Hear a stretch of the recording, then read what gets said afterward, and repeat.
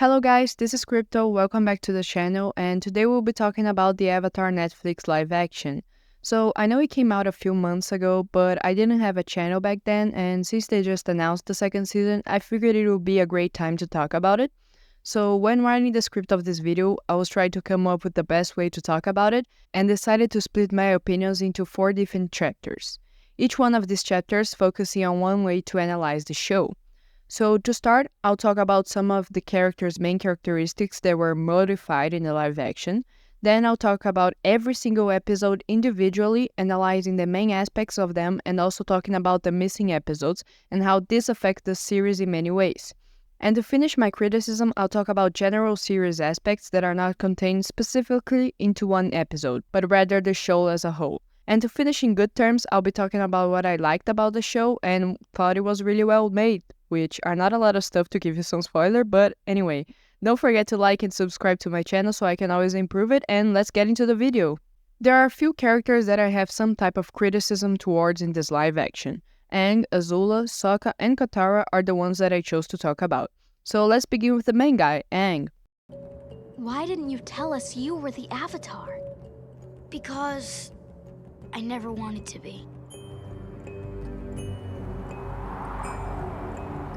This is the phrase that marks Aang's characters in the first season, a kid that did not want to face a responsibility imposed to him, avoiding it at all costs. What seems to be stupid little trips to ride the Unagi or see the Airnomid temples was actually a way to escape and delay his responsibility of saving the world from the Fire Nation hands. He just wanted to be a regular kid.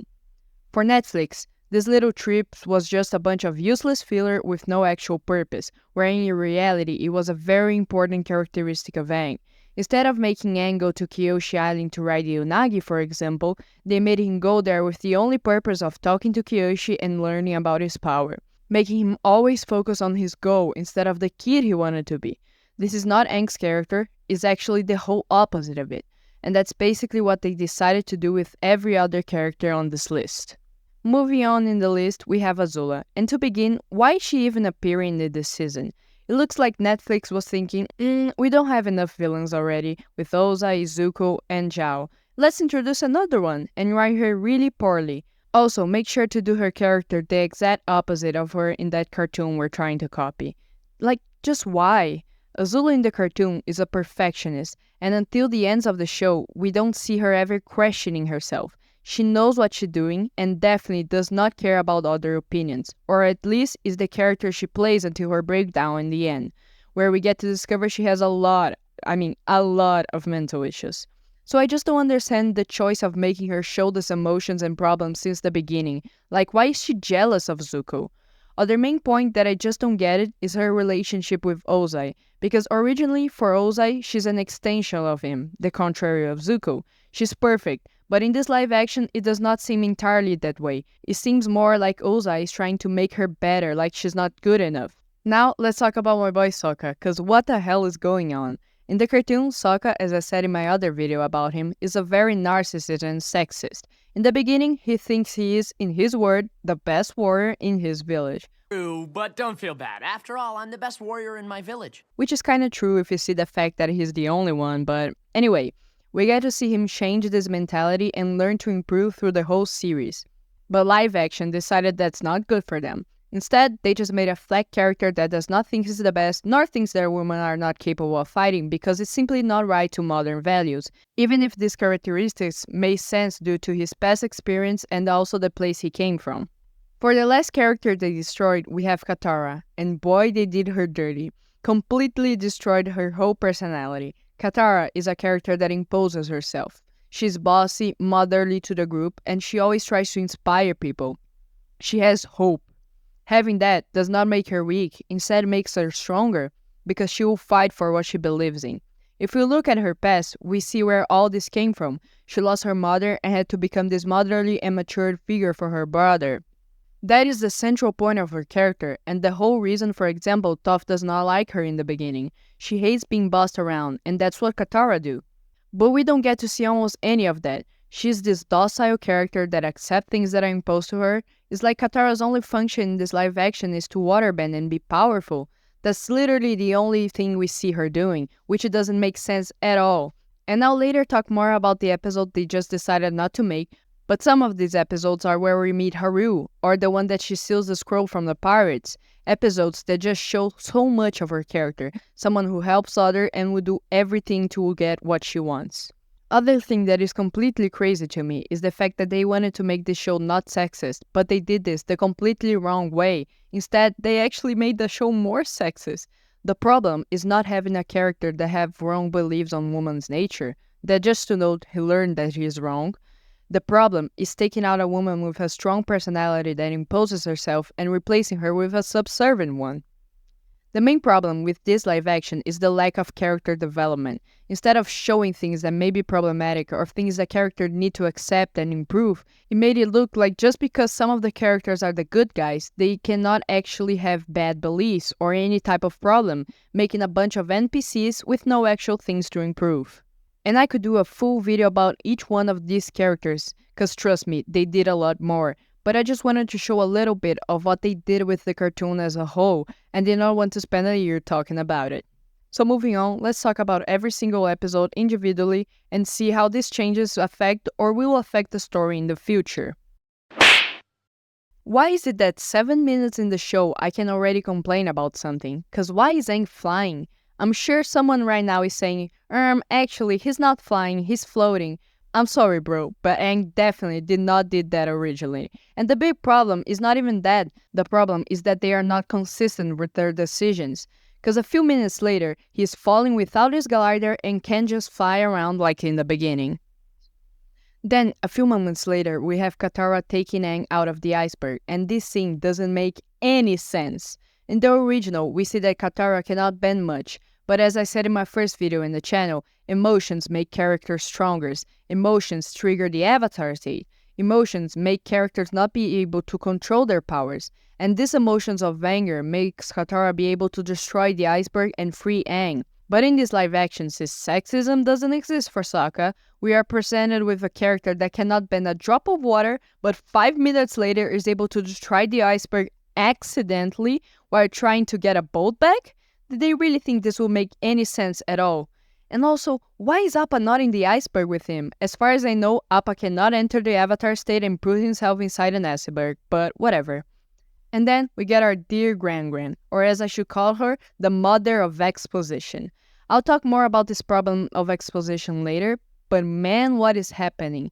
They just throw in Aang's face that he's the Avatar, every airbender is bad, and the whole world is in chaos because of him. Like, seriously? You just go to a kid and say his whole family is deceased like it's nothing? I don't get why this shows need to tell us everything instead of showing us. It's like I'm listening to a podcast instead of watching a show. Then we get the fact that Katara is bending a whole wall of water when, as I said earlier, she could not bend a drop of it. Instead of giving us the iconic first Avatar state that destroys Zuko's boat leading to his Agni Kai with Zhao, that does not exist for some reason, and that's just insane for me. But of all mistakes, the most absurd one is why does Appa fight without the need of saying yip yip? This is ridiculous, just insane. What even is this show? Cause definitely it's not Avatar. But we are still in the first episode, so let's keep going, cause incredibly it's just downhill from now on. Most of the problems of the second episode are about the character development of Sokka that I mentioned earlier, but there are a few things that bothers me besides that. First is the reason why they go there. As I said, they don't care about Aang's personality, so going there is just another way to learn about his power. Then, he talks to Kyoshi, which I hate how they make communication with the past avatars that easy in this show. You basically just go to their shrine and boom, magic, Kyoshi appears to you. But anyways, he gets that weird version of what's going to happen in the north, so now going there is just also to fulfill Aang's duty instead of Katara's will to learn waterbender with a real master. But the final thing that annoys me is the fact that Kyoshi possesses Aang's body to fight for him. Cause in the original, Aang, when leaving, sees the burning village and starts realizing the problems of just having fun. He starts to see the effects that may rise upon the world if it doesn't start acting. And then we get that cool scene of Aang saving the village using his creativity with the Unagi. I feel like we lost so much of this build of responsibility into Aang's character. What the hell is this episode? Cause it looks like they saw a bunch of episodes that happen in different places, threw into a blender, and out of it, as an answer to all of their problems, came Omashu. Let's begin with the mechanism. The fact that they are not in the Northern Air Temple completely destroys another important development for Aang. When we see Aang, the steel monk actually mad at someone that is not a firebender. It shows a lot of how much he cares about his culture and also the problem he has with changes that we see in the comic book The Rift. Then we have Jet also there, but his presence does not accomplish anything. And that mainly affects Sokka's character, because this episode used to be a point where we see what Sokka is actually capable of doing, even without bending. He has other abilities. We see him being the only one seeing through Jet and also saving an entire village from destruction. Now, Jet just helps Katara to bend again, flattening her character to just a waterbender. I swear to God, why can't we have one good episode, bro? To start, why is Secret Tunnel in this season? All they're doing is throw a bunch of fan service at us with Azula, Wan Shitong, and Secret Tunnel, but not doing it right. The whole point of the Secret Tunnel, which by the way is called the Cave of Two Lovers, is to develop the relationship between Aang and Katara, that by the way, just does not exist in this show. Then we have Bumi, the semi-villain that only talks shit about Aang the whole episode, instead of improving Aang's abilities by a series of crazy challenges with the pressure of saving his friends, to in the end discover he's actually the old friend of Aang from 100 years ago that brings some hope to him that not everything he knew is gone. This show has a thing for splitting the characters up. Instead of building their relationship together as a group, it just looks like every character is on an individual mission so the show creators can make everything that happens in cartoon also happens in the show, but just fails at it miserably. This episode starts the same way as in the show, but changes completely after it. The first change is that for the first time, everybody gets into the spirit world. They'll split later, so don't worry about getting that horrible monster called teen relationship being developed. Then we get that purple filtered spirit world with Wan Shitong in the middle, cause why not give more fan service? After that, we meet Cold, the face stealer, that by the way does not steal faces, at least not because of face expressions like it is originally. Then we get Sokka's vision of the past, where they completely change Hakoda's characters from a guy that trusts his son as a capable warrior to a guy that does not believe in his son and puts a 10-year-old to lead a boat in the middle of the ice just because. Instead of giving us the incredible battle episode, where we get more, guess what? Teamwork. To finish, I'll just talk about the only thing that I don't like in the next episode, because the rest I'll just talk about it in the next chapter because it's the best episode by far. The only problem I have is again the facility of talking to his past lives. We have no winter solstice, it's just go there and talk. And what a surprise, he doesn't even learn about the comet that will destroy the whole world. But whatever, it's just a detail, you know. Now I'll join both episodes because it's easier to talk about it. So first of all, Yui just broke out of her engagement, removing all conflict between Sokka and Han and the whole deal of the sexist society that the Northern Water Tribe is. Cause like if women cannot fight, why can't Yui just break out of her engagement? Then we have that weird explanation of the Ice Moon, a day that Tu and La decided to live amongst the livings. Like originally they gave up their immortality for life. Why keep inventing stuff that we don't need? Then we have this special knife that kills spirits. At this point, they just needed something to make it different from the original. And to finish, we have the most ridiculous, absurd things of this whole show.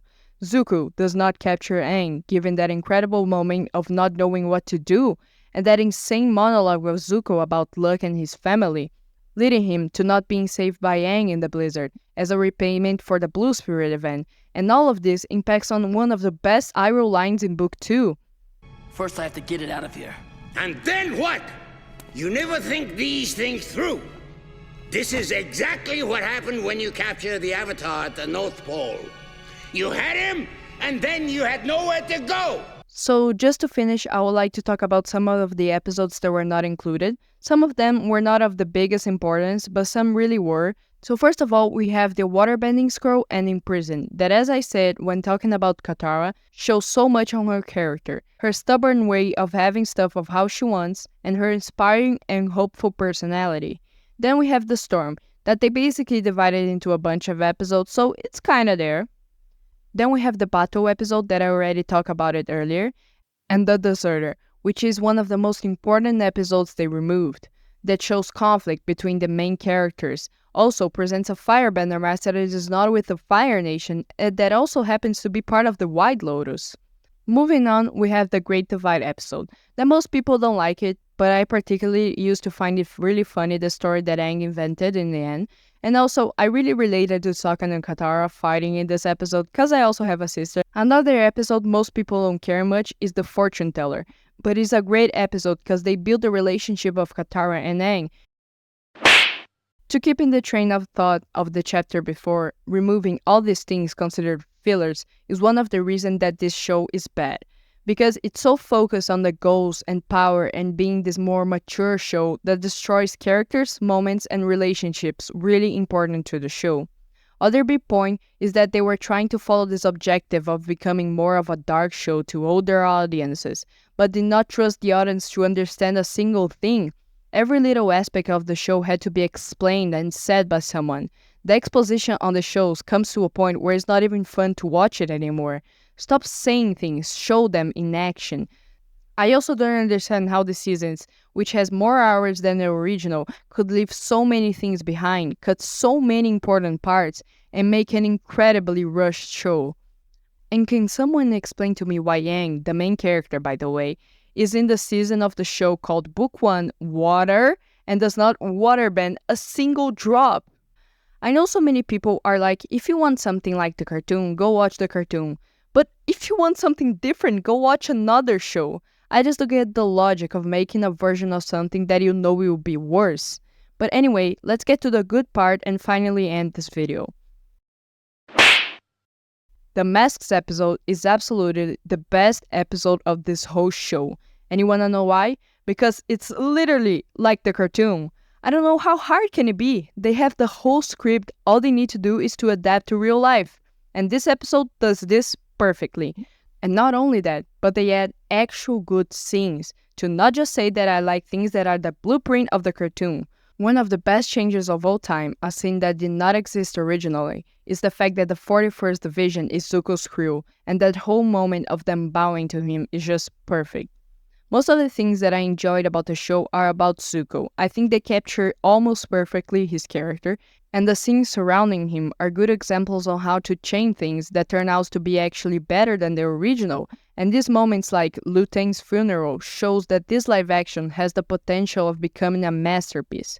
In general, I think they got right the hardest things like the visual effects, bending, the costumes, and the places. They were all just beautiful, mind-blowing. But they got wrong the easiest part, the where to follow what happened in the original show and add actual interesting new facts and ideas. So to finish this video, I would like to say that I have really high hopes that after the criticism made to the show, they actually improve on it and make something better than this first season, because they definitely have the potential. I would also like to add that I don't like the idea of making a live action in the first place. Maybe I'll make a video later, but that's basically it. Thank you for watching. If you have any other opinion that I did not mention earlier, please tell me in the comments down below. Don't forget to like and subscribe so I can always bring new content and curiosity for you guys. And that's it. Bye!